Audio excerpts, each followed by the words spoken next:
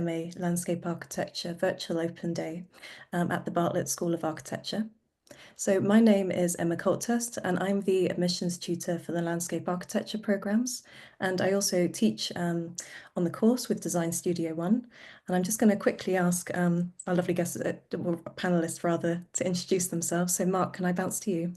Yeah, I'm Mark Smout. I'm one of the coordinators of the landscape program, the other coordinator being Laura Allen, who's in another meeting at the moment. Yeah, and been director since it started. And I also run a design studio and teach in the architecture program.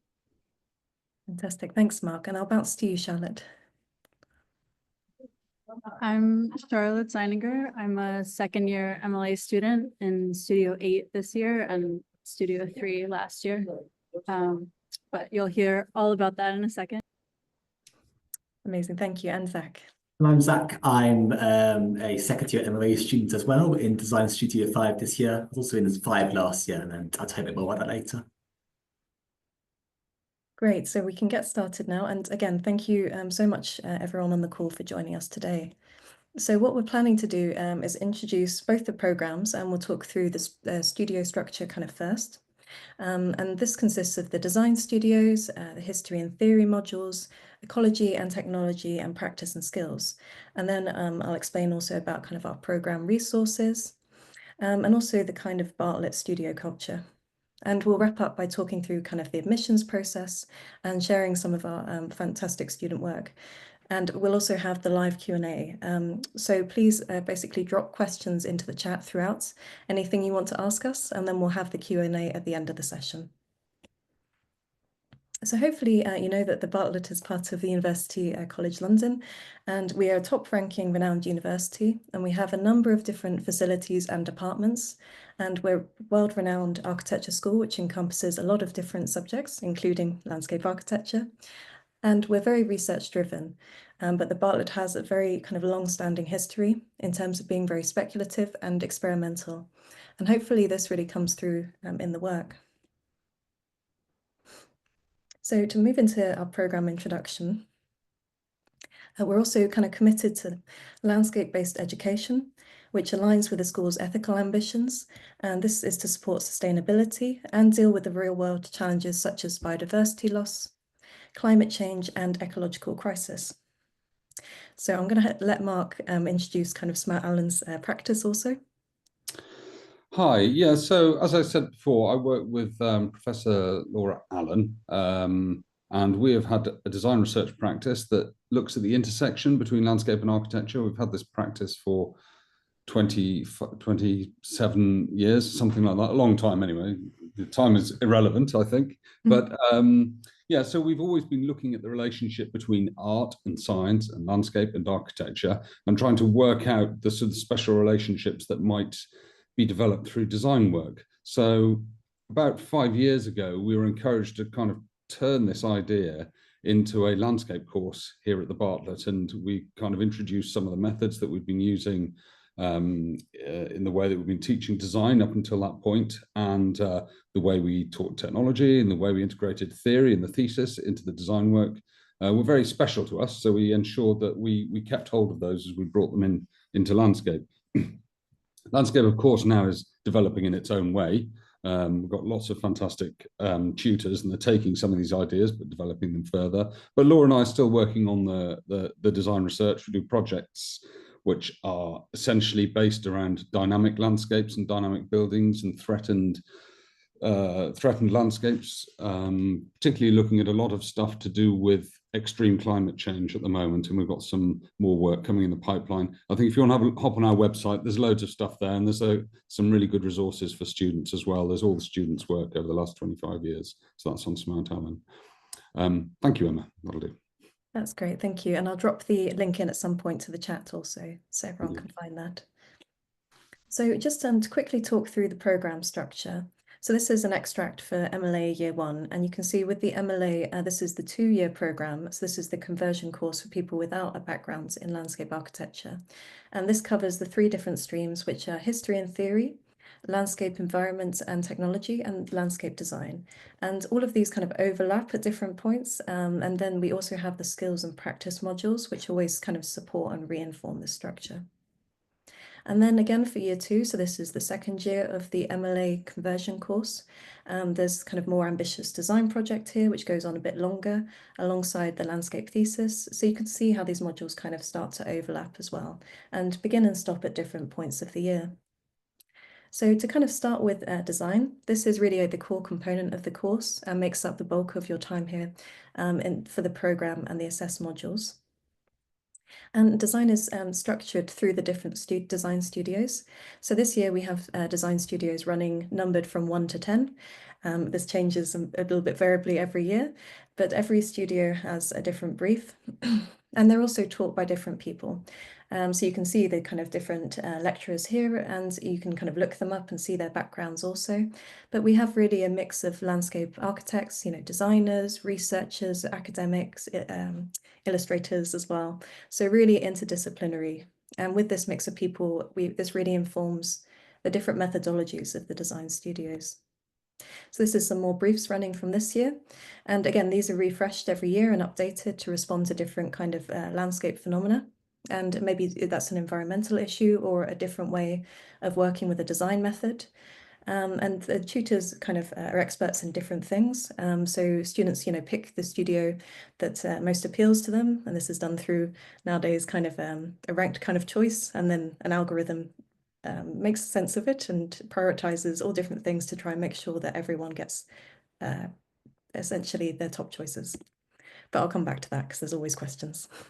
So with this as well, we have various kind of studio-based methods. So you can see these different approaches here. And this ranges from kind of workshop techniques, maybe on-site sampling and testing. And there's always kind of a range of collaborative drawing, prototyping, and digital surveying as well. And it's important to mention, you'll never be told exactly what to do. You're always kind of open to interpret the brief in your own way and develop your own ways of working as a student, which is kind of enhanced by your tutors. So to give you an idea of some of the design projects and what they tackle throughout the year, we've listed some kind of possibilities here in terms of things like ecosystems, hydrology, life cycles rather. And really that list keeps expanding, and we want people to bring their own initiatives and passions to the course as well, for all these different approaches. So to explain the design module particularly, this is what, for example, term 1 would look like for MLA 1 and then MLA 2. So we're coming towards the end of this now. So landscape design 1 and landscape design 2 runs for year 1, and then advanced landscape design for year 2. And again, there's kind of different methods and driven by the design studios. And then that ambition for the design project kind of increases as well in year 2. But particularly landscape design 1 is a module in the first year of the MLA, which kind of acts as a leveler as well for all these different kind of people coming from all different academic backgrounds and all different parts of the world, to really give people those skills in the first year. And then in terms 2 and 3, you'll have a specific site, and you'll basically select that as well. And where you want to go with the field trip also essentially directs on this too.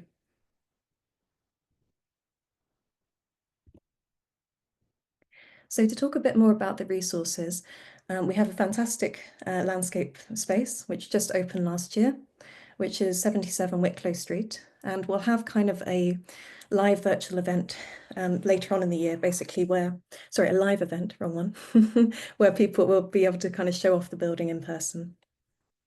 So you can kind of see the range of resources here. You have the landscape studio spaces.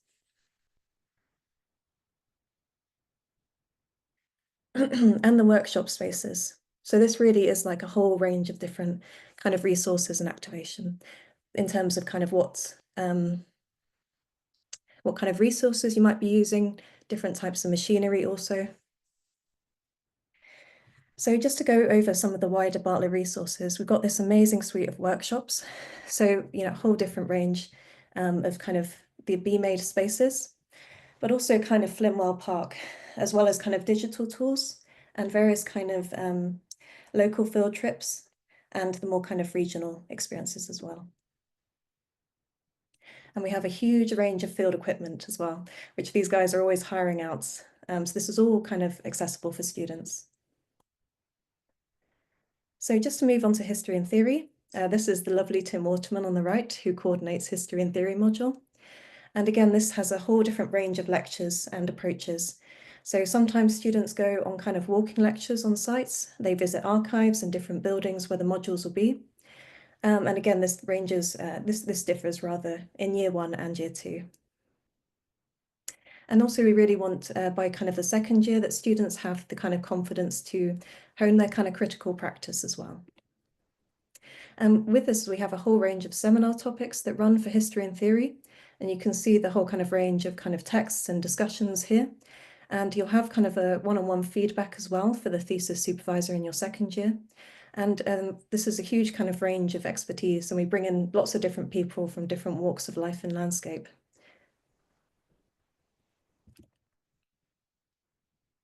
And again, you can see some of the different extracted thesis topics here. And again, we really encourage students to incorporate their kind of visual work as well. And this kind of integrates with their design work in different ways and kind of reinforms their methods. And this could be from kind of, utopian and democratic landscape practices to all of these different kind of flows of materials and sound and landscape and embodied site methods. So it's really very varied as well. And then quickly, I'm just checking the time. Okay, I'll speed up. So for ecology and technology, we have a range of different modules as well. So this again is about environmental functions, how they evolve, how they're constructed and preserved. So you have, for example, the first year kind of technical module, which nicknamed LIES, but essentially that is also the intro to environmental systems, the landscape and habitation and landscape realization. And then that's structured through kind of 2 submissions as well as a good kind of introduction to systems thinking, and then how you progress with that on site as well. And then in year 2, we've got landscape ecology and urban environments. And again, this kind of develops for the second year in terms of ambitions. So you've got climate change adaptation and flood protection, and again, different aspects of kind of landscape strategies. And that then focuses into the 2 kind of report structures here. And this is really delivered through a whole range of kind of approaches. So you've got the lectures, for example, more kind of traditional formats, and that's in our brand new building. And again, you'll learn about all the different topics through various visits as well. So we really encourage field trips. I think particularly with landscape, we want to get you guys out and about into the public realm, into fantastic landscapes. And we're very spoilt in London in terms of fantastic resources and fantastic sites. But as well as kind of meeting practitioners and people that are working maybe in landscape maintenance or preservation. So you come across all these different kind of methodologies and typologies too. And this is some various site visits, and it's important to mention as well, we have practice tutors that join in term 2. And this also brings a whole kind of wealth of experience in terms of the more kind of technical modules and how that integrates into design and how it develops in terms of moving through that design process. So when you're starting with kind of research into design concept and then design development as well. And more lovely site visits here. Everyone's looking very happy, a little bit chilly. And then we also have our dedicated practice coordinator. And this is really about offering postgraduate career support and engagement with a wide network of professional landscape architects in different kind of practices around London, but also wider than that too. And this is a really important kind of, I guess, in terms of graduating as well, seeing that transition and understanding kind of how that process develops in terms of practice and the relationship between studio and how that then develops. So briefly, I'm going to go through the skills, classes and workshops. So again, this is a module that really supports all these different methods in many different ways.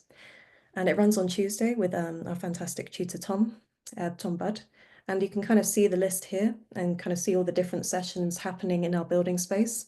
And again, there's such a great space to be able to do kind of model making and test out all of these different approaches. And this is kind of our review space as well. We can pin up everything.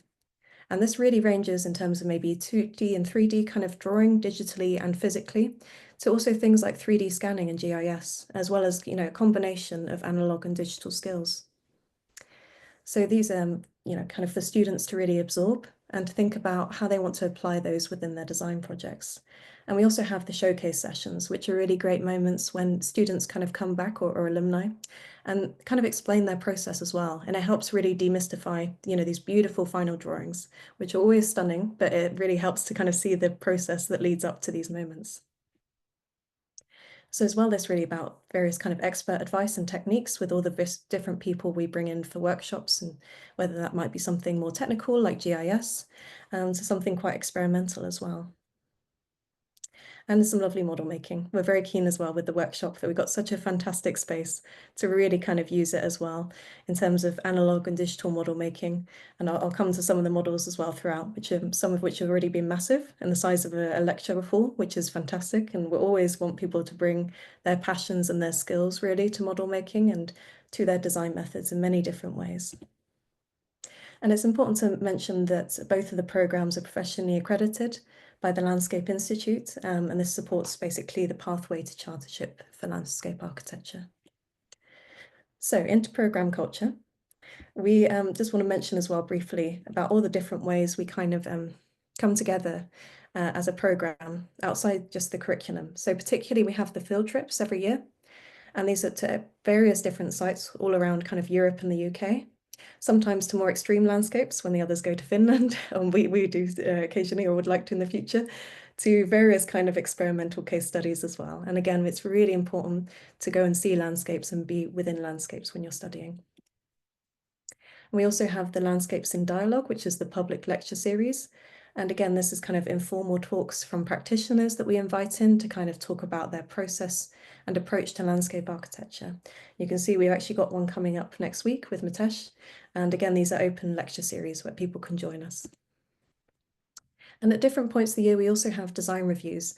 And this is an opportunity for kind of external feedback, but also kind of a celebration really of the work and the point that everyone is at the year.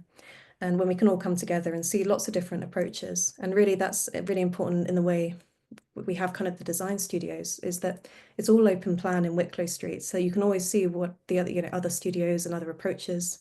And you have that kind of really important peer learning experience. And again, we have the autumn show, which hopefully some of you might have seen digitally or physically. And this runs in the first week of term in September to the public, open to the public rather, for 2 weeks. And this is a huge range of kind of master's programs. And these are various images from landscape architecture over the last few years, showcasing the brilliant work of the students. And again, we have the digital exhibition and the book. And with this as well, you've got the kind of the autumn show we've got this whole catalogue now digitally, so you can go back, I think, to 2021 all the way through to 2024, which is a really great way to be able to see these different approaches. And again, for the various kind of updates or to learn more about the studio culture, we really recommend following us on Bartlett Landscape, and this is our Instagram. And again, we have various kind of various kind of student takeovers, public events, studio culture and field work as well. So we're really showing all the different approaches across design studios, across modules, and how students kind of work within this. And importantly as well, obviously alumni careers. So as mentioned, we have the pathway to accreditation, and we have many students working in kind of interdisciplinary or multidisciplinary practices.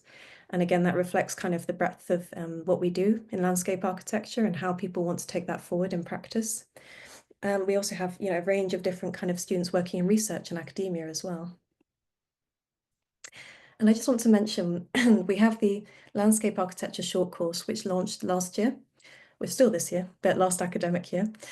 So again, this was a really fantastic moment. We had a short course for 5 days where we built this kind of fantastic model all together, going along the River Lee. And you can kind of see it on the left there. They became these cardboard waffles, essentially, as we kept referring to them, as you kind of developed these layers of the landscape and all of these different approaches to thinking about landscape histories, to thinking about the different material flows.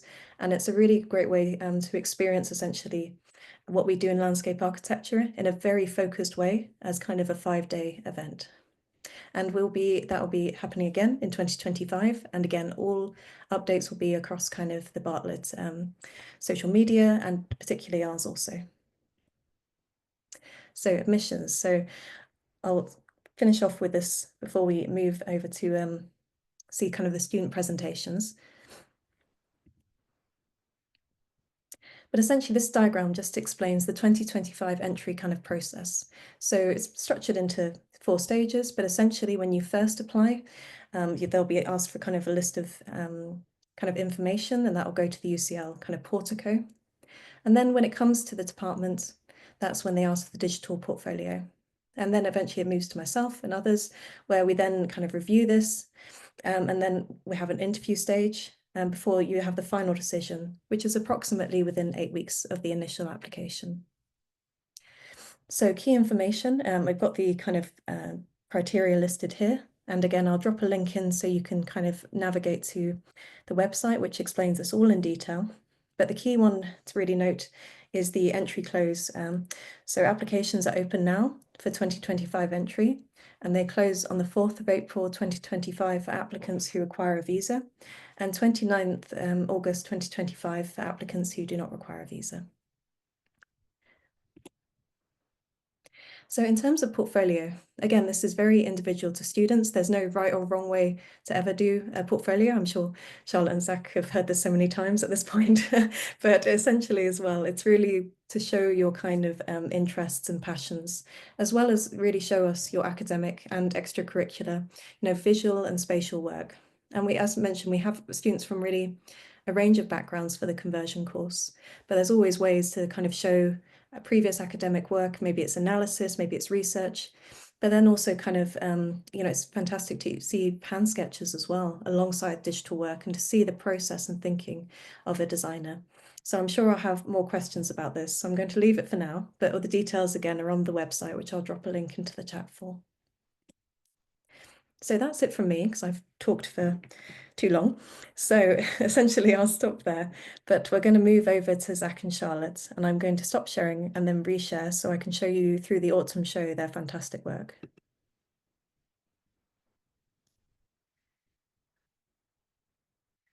So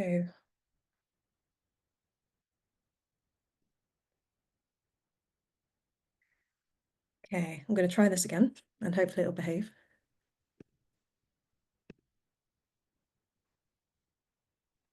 Can you all see that okay? Great, I've got some nodding from Zack and Charlotte, so all good. So essentially, what we're going to do now is I've asked Zack and Charlotte to join us today to kind of talk through their work from last year, which again is all on the Autumn Show 2024 website. And it's a great moment for them to just be able to walk you through and see the huge range of approaches in the design studios too. So we're going to start with Design Studio 3. And so Charlotte, if you're ready to go. Hi, I'm Charlotte. I was in Studio 3, Unruly Operations, Transboundary Landscapes last year, which was run by Richard Beckett and Alberto Campagnoli. And they were really great tutors because they had a nice balance of a very scientific approach and a very practical approach, because Richard is working at the Bartlett and does a lot of research. And actually his background is in biology, and he does his own work researching how to integrate the microbiome into architecture, which is super interesting and very innovative and speculative. And that was balanced really nicely by Alberto, who works in practice and had a very sort of traditional landscape architecture approach that brought some pragmatism to our ideas, because they got kind of crazy. But the focus of the studio last year was about breaking down at many scales, breaking down boundaries, be that between nature and people, between disciplines academically, and between nations, which was sort of the focus or the prompt of our studio, because we were focused on Finland, and specifically the region between Finland and Russia. And we were looking at the different health outcomes between the two countries. And because of Richard's background, we hypothesized that the different relationships between people and nature in the two different countries had resulted in actually worse outcomes for the Finnish people And that was proven by Finnish research. And we actually got to meet some of the researchers who were looking at that, but sorry, I'm rambling. So sorry, I totally lost my train of thought. Oh, but so actually the Finnish relationship to nature we discovered was flawed because it was really preventing them from connecting with the microbiome and having better health outcomes. So all of our projects looked at that issue in their own different way, and we all had very different backgrounds and approaches. So I'm going to go through 3 students and kind of talk about their different ideas. Yeah, I'm just going to mute the slightly ominous music there. So I'll just, I think we're starting with Juan, is that right? So I'll just click onto his profile now.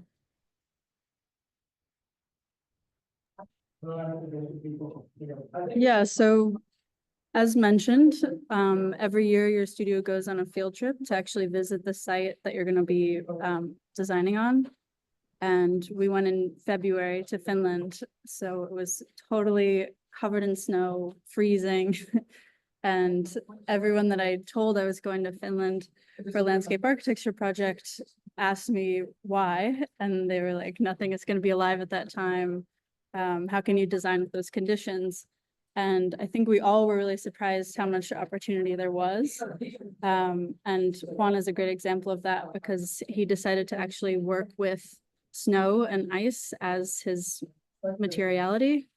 And he did a lot of research looking at how snow compaction can affect the ecosystems beneath it, specifically like moss and lots of really tiny creatures, microbial creatures.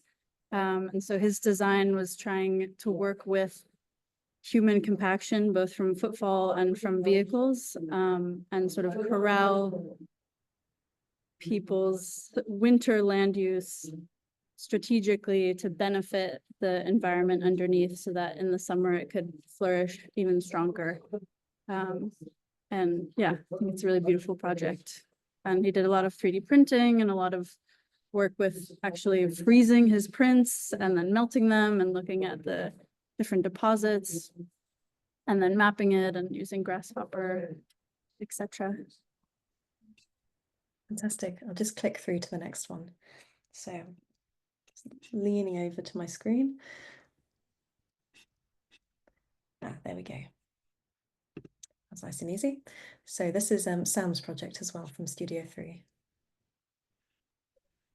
So Sam's project was called Rewiring the Finnish Condition. And it was more focused on a urban context in Finland, and how to renegotiate the relationship between the Finnish urbanites and the really pristine and incredible nature that they have, specifically the woodland. And so he was looking at a small section of woods that borders Helsinki, and how to sort of disrupt the way people perceive that space through technology. So he did a lot of work with augmented reality, and he designed very cool prototypes for these devices that would be placed in the landscape to kind of encourage visitor interaction.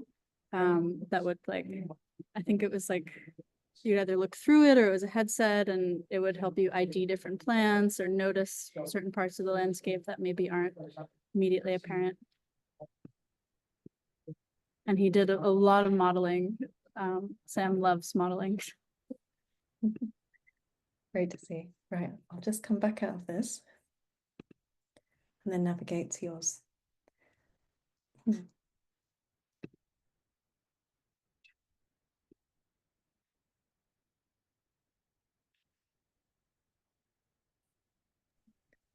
So this was my project, Hayotelekunta.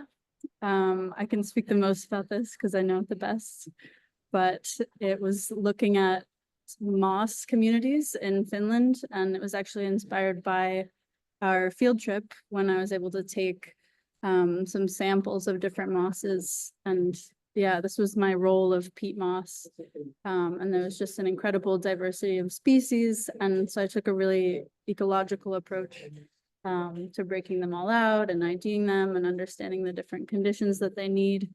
And I don't know how much I should go into this, but Finland has a really interesting history where they drained a lot of their peatlands in the 1950s in pursuit of expanding their industrial logging.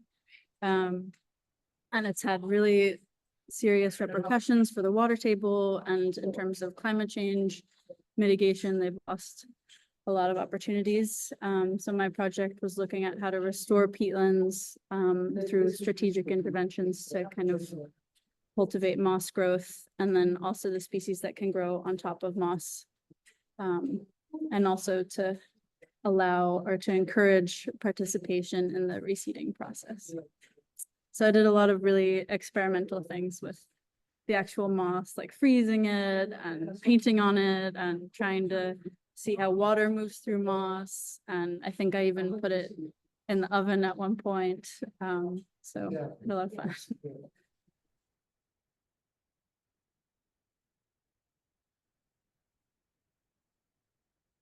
Fantastic. Okay. Thank you so much for that, Charlotte. Is that everything? Shall I come out of that? Yeah, I think. That's great. Thank you. And thank you for giving that overview. I think it's so great to see the range of scales and how as well, like you guys are working in so many different ways with microbes, and it led to all of these kind of experimental processes, but like really different approaches, which is fantastic to see. So I'm going to navigate now to Studio 5 to use Zack. Emma, can I just say a couple of good questions have come up, but we'll answer them at the end after Zack has done his presentation, I think, because they're quite detailed answers we'll have to give. Yeah. Great. So, Okay. From Eric. Yeah. Okay. Fantastic. Thanks for that, Mark. I can't currently see the chat, so I'll catch up soon. But that's great. So Zack, whenever you're ready, and feel free to correct me as needed. So this is Studio 5, which I'm still in this year. I've stayed, tutors were made in the same studio this year because I loved it so much. The tutors, Lawrence and Pete, are really friendly. They have a really kind of sensitive approach to tutorials where they gently guide and also critique your work. So they're always full of ideas. They're both fantastic, as are all the tutors on the programme. We all say our studio is the best studio. Studio 5 last year, as you might have guessed, we went to the islands, the Isles of Scilly, off the coast of Cornwall. And a lot of the studio's projects were situated there, looking at how these really ecologically unique islands with their milder climates in the best of the UK have different flowering seasons and different isolated circumstances for their communities, as how we can sensitively engage with the social lives and heritage of these islands, and then imagine how we can build resilience for the features of these landscapes. So there's a really exciting field of exploring the islands and then thinking through how we work with them in landscape practice, especially with rising sea levels and changing climates. So if we dive in, we can look at some of our projects this year. So looking at DTs, I spent it loads. It's thinking about it. having a little think. There we go. There we go, yeah. So this is Aditi's project, who she produced some amazing drawings throughout the project. I think at the end you got a massive long drawing, but it was looking at how we can tell the story of the maritime heritage of the Isles of Scilly, the shipbuilding landscape on St Mary's, just one of the largest islands on the Scillies, and taking visitors, people going on holiday to the island and locals along an immersive journey through the different stages of craftsmanship involved in producing ships. So each moment of her scheme relates to different aspects of the shipbuilding process, look at the materiality, the history, the ecologies required for the balances. So yeah, it's a really kind of immersive, poetic scheme. And this drawing started out as this massive roll of trace, and it's just tells kind of this long story through the island, and it's a linear route with kind of moments that pull off along it. But yeah, it's a really beautiful poetic project. But with the real, that's the massive drawing there at the bottom. With it's super long, and the autumn sheet was rolled up, and it was still several meters long. Kind of a really sensitive approach to dealing with the heritage and history of the islands, and then imagining how we could build resilience for the future with rising sea levels. So that's great. Thank you, Zack. Shall I click out this one? Yeah, no problem. Got Ray's project, I think, next.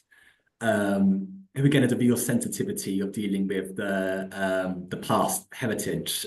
So her project dealt with cornice hedges, which is a traditional method of building dry stone walls in Cornwall, and looking at how this kind of landscape feature can be used to articulate different landscape moments. So they could become dikes that protect against coastal flooding. They could become incubators for moments of wetland, wet woodlands, marsh, swamps, and how they could even become pathways that go above the ground plane, kind of creating certain perspectives over the landscape.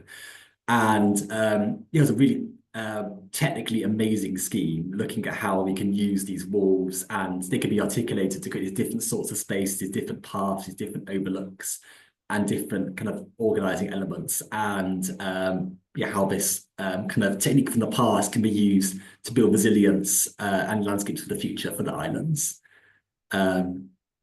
Yeah, it's a really, really interesting project. Yeah, it's got a bit of projection as well, looking at how the landscape kind of changes over time, how the walls are kind of adaptable with these amazing kind of modular carbon models as well, which were all over our green wall at the autumn show. If you saw the picture earlier. That's great, thank you. I'll just click through that. Yeah, so no problem. you can see quickly.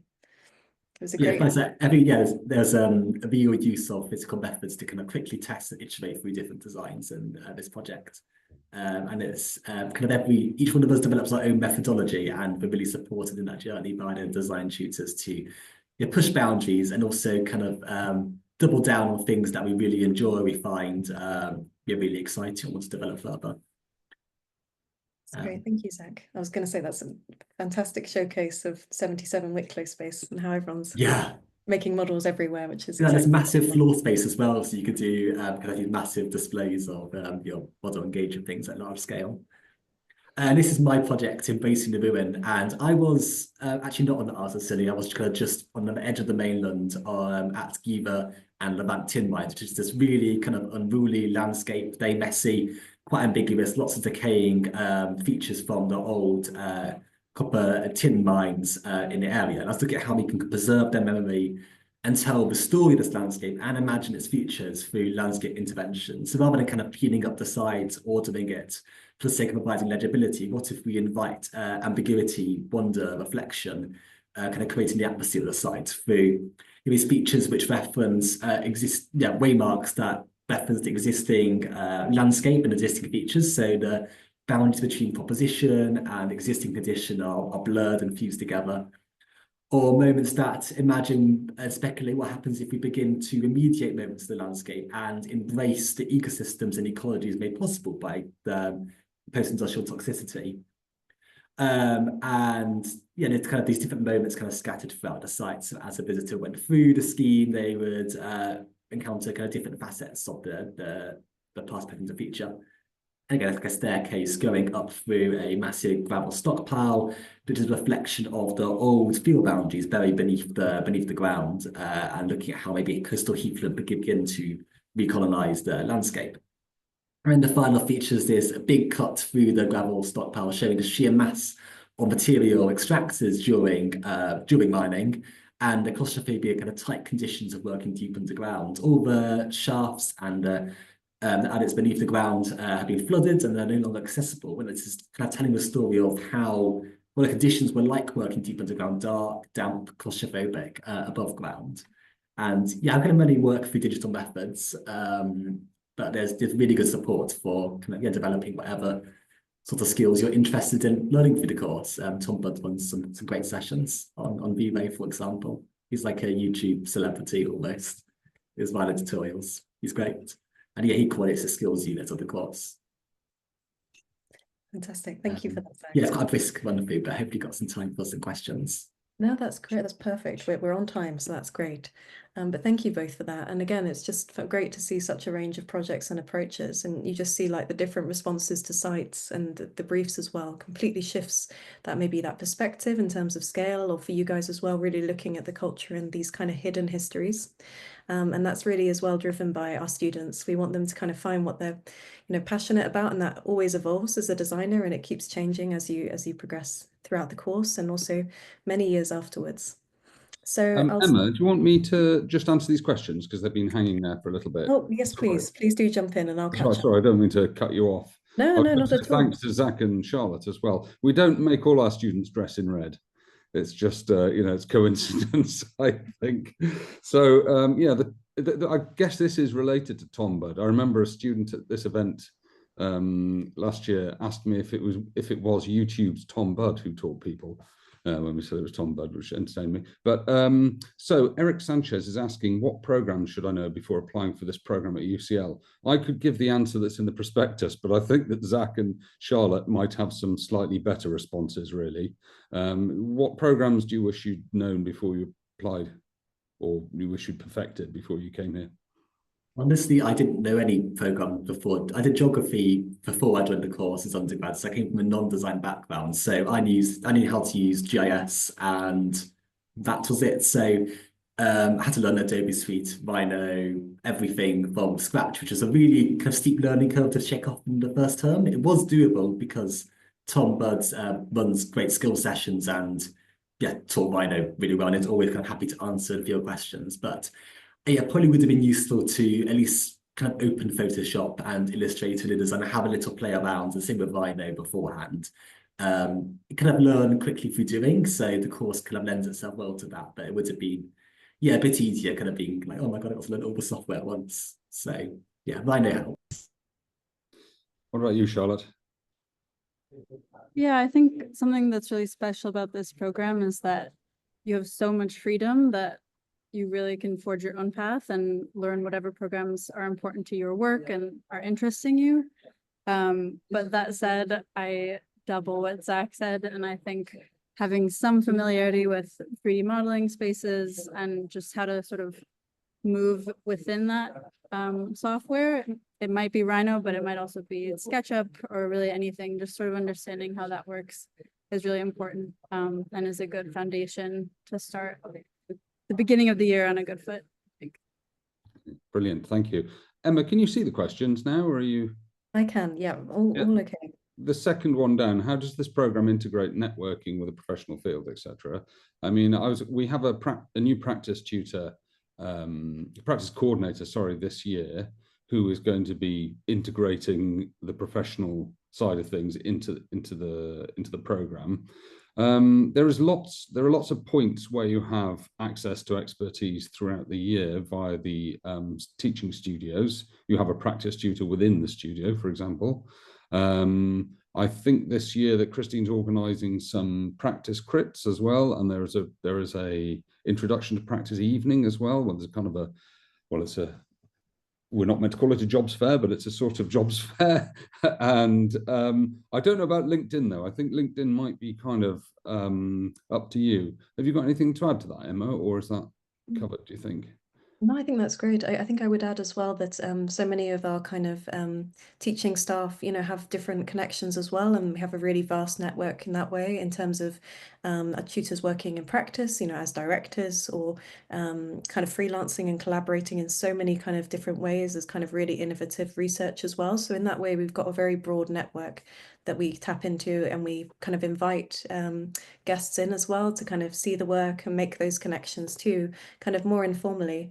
And it's a really great moment to kind of celebrate the work when that happens. So I think in that way, it's really, we always encourage students to really drive it as well. We want to know what you guys want to do, how you want to take it forward. But again, there's so much to discover in this discipline, and it is very broad in that way, which is really exciting too. There's kind of endless possibilities, and it's kind of how you keep focusing it throughout the years and you find that drive. There's another question here about, I understand that it's a full-time course. However, do you have any mature students that are also working in practice alongside studying the MA course? If you are doing the MA course, you are limited to the amount of time that you can work. I can't remember offhand what that is, Emma, can you? I think we do have, maybe to jump in with as well, we do have students that work. I think our general recommendation is that kind of, 1 day a week is manageable. We start to feel that at 2 days a week, that is really quite tiring in terms of a work-life balance for a full-time course. And that's not to say it's completely impossible, but it's really important for students to just think about, you know, still having time at the weekend, or I think someone mentioned here if they've got other commitments as well. You know, for example, if people are mature students, they might have a family and things like this. So it just has to be that kind of balance. And we do appreciate it's different for each student. I think that's fair to say, Mark.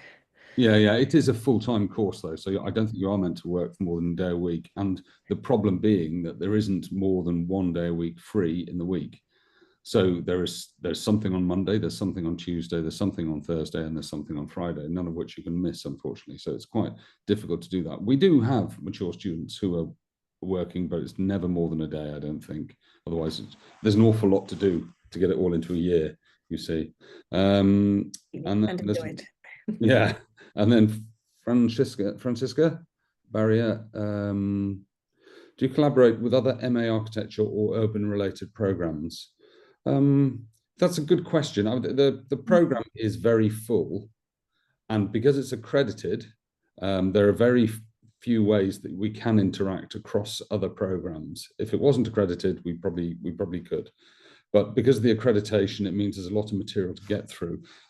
However, having said that, the Bartlett is massive, and there are lots and lots of things going on all the time across Gordon Street, here east, UCL East, and in Wicklow. And indeed, you'll be in with the Masters in Architectural History and Urban Environments in Wicklow Street and Space Syntax. They'll be sitting alongside you, those students, and they'll be having reviews in the building with you. So you can see stuff, but we don't really formalize it.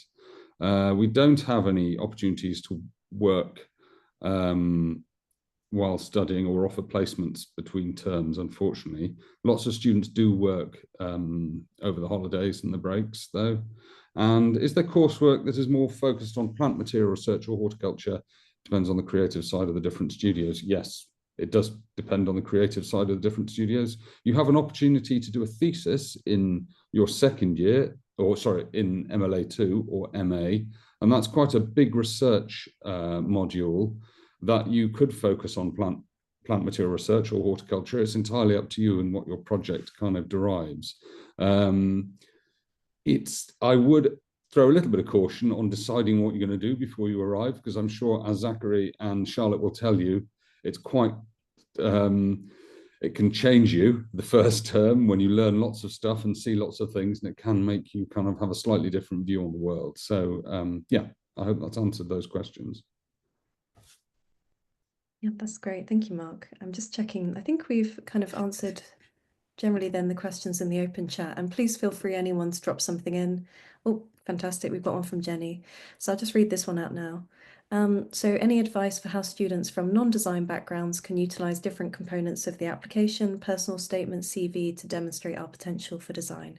So I'll kickstart that one as the admissions tutor. So there's many different ways straight away. So essentially, for example, in personal statement, absolutely, that's a fantastic kind of way to explain, you know, what it is that's led you towards landscape, you know, what your passions are. Maybe it was extracurricular, or maybe it's something within your academic background or a work experience, for example, that led you to this. And then I think as well, in terms of, you know, the application, particularly the portfolio is really key here as well.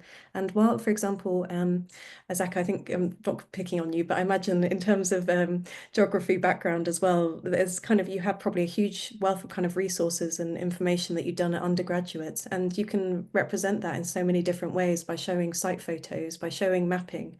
So again, there's always ways to bring kind of technically, like, again, non-design courses into the portfolio. But maybe, Zack, actually, that's a point. Do you want to speak on that as well? Yes. My came from a non-design background. I never done a design project before, so I just it was my dissertation for undergraduate was in there, showing kind of my research and kind of the perspective I was coming from.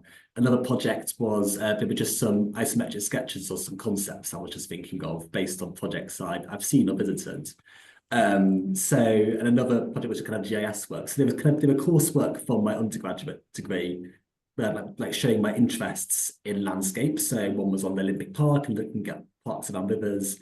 Another one was like an essay about how we work with industrial sites in landscape practice. It happened that my undergraduate began to specialize towards landscape, but basically just showing my interests more generally and how they might start to translate into the landscape program. And then there were another kind of 3 projects. One just had some photographs I'd taken showing kind of photography. Another was just some hand sketches, and another were kind of just some pen drawings of some design concepts that I was just kind of playing with. So they weren't kind of massive projects. They were just kind of showing kind of how I think, what I'm interested in, and kind of the graphical skills that I'm currently at, and kind of how I want to take them forwards. And it was very kind of tightly linked to the personal statement. It's like a statement of where I am and kind of where I want to go with the program. That's great. Thank you, Zach. And yeah, that's fantastic answer as well. And it's there's always kind of a range of different approaches. So as always, just to reiterate, every portfolio is different, and that's completely expected as well. I've just got one that's just kind of scooting through because we've got 4 more have come in, which is great. So let's have a look. So there's one about AI, actually. Maybe I can start that one, and Mark, feel free to jump in. But I will say that definitely there is definitely a complex relationship developing with design, and also with kind of institutes and research and data, essentially, in terms of the scope of AI. We do have a balance nowadays in how kind of AI is used. So, students, for example, declare the use on submissions and things like this to kind of find that balance in terms of how we understand these tools as a tool. But also I've seen fantastic student projects that are really querying the things that you're describing here in terms of, what does it mean for those relationships in terms of conceptualizing an idea. But also I would emphasize for all things AI is critical thinking. It's important to always kind of, as a designer, to be analyzing and questioning what AI is inputting and referencing in all of these modes as well, and challenge it as well. Because again, there's data scientists, program developers behind the scenes. There's a huge wealth of things we're not seeing. Mark, I don't know if you want to jump in. Yeah, I'd agree with that. It's a changing environment, isn't it? Currently, when students use AI, they have to declare it. There's an AI declaration form that they have to put in their portfolio, and it is useful up to a certain point. It is, however, as one of our tutors calls it, the plagiarism software. So it kind of generalizes at the moment. I mean, I'm sure it won't be like this in the near future, but at the moment it sort of generalizes design and kind of spits it out looking at other people's things. So it's not quite as useful as people think it is at the moment, but it is useful for getting off the ground, perhaps, for some ideas getting off the ground, so you can kind of input lots of ideas and it'll come up with a general idea which you can then develop. So yeah, that's kind of it's a very big topic at the moment in universities, though. That is a very, very big and complex question, isn't it? That I'm not really sure we can go fully into here. There's a question here from Do Young Jong, and they're working on their portfolio and won't finish till the 4th, close to the 4th deadline. Will it disadvantage them in any way applying later? No. So I would say, sorry, Mark, you no, go. it doesn't. Does it really? No, I don't think it does. I mean, the only thing I would think of is if there's another pandemic or something like that where we rush to get people in. But it doesn't really. No, I would agree. I think in that way, the applications are open. We review every application that comes in. What I would say is that I know some, just because some universities do it differently. For example, they only review after all applications are in. We review as we receive applications, is the only slight difference there. But again, we review every application on its merit and when it comes in within the deadline. So it's just always key to get it in, and the deadline is the big one. The next one says, good morning from Colombia. Good morning. I have a few questions. To apply for the MA, what would qualify as previous education in landscape architecture? Can I suggest you email Emma? Would that be all right, Emma, if they email you about that? I'll just drop my email in the chat. Absolutely. Yeah. And again, I would just say for this one, it's an individual kind of, it's very much that we base it on kind of on the individual. So it's, again, we need to see the full application to really answer that question. That's why it's the slightly more tricky one to answer on the spot. So we need to see the portfolio, we need to see the CV and the academic background as well, to also understand someone's experience in landscape architecture, as you say, when it can be considered as a related design course. But please do email me. But also anyone on the chat and call today, if you've got any questions that we don't have time to answer today, or you want to ask me something else, please do just send me an email. What's the average age of students getting into these programs, Emma? I'm Oh. sure you know that information right on there. Okay, gosh. I honestly, that's a hard one to answer, to be fair. I'm not sure I could give an average, but I could say I could give a range, which I always love in landscape architecture, which actually I should be a bit careful there because I don't want to put anyone on the spot. But I think we have many students that come straight from undergraduate, which, you know, in terms of the conversion course, which is fantastic. So you might be, you know, 22, 23 to be fair, on average. But then we have lots of mature students who are coming back, you know, to a career at a different point, you know, and again, might be their 40s, 50s, 60s. It's completely about the individual and what you would like to do. And that's what, you know, what I love about landscape architecture, and we all do, is you meet so many different people from different walks of life, different disciplines. So not to overly worry about it as well. And what are the key points to include in the personal statement? So I would say with the yes, again, it can be very varied. I would say as well, you know, it's great to hear kind of your passion for landscape architecture, and also particularly what drew you, you know, in that way to the Bartlett. And while it's always fantastic to read how great the Bartlett is, it's also great to hear those kind of personal moments that are really interesting you. Maybe it's something about a design studio's work, maybe it's about a method, maybe it's that you really want to make models. All of these things, again, are fantastic to hear about you as a person in terms of your creativity and your inspiration. So in that way, I would encourage people to feel free to show us, you know, and tell us who you are and what you like to do. And then the last question, this is for you, Emma. This is me. Yes, I'll jump in. So that is also on the website, but I can say off the top of my head that it's we say maximum 20 pages, and it's through Issue is where people upload their portfolio. So I'm just seeing if I can find the direct link. But essentially on the website I dropped in, you can scroll down, and under the MLA and MA entry requirements, we actually have the full portfolio guidance is always linked now on the website. So you can click on that and find all of the details as well in our advice.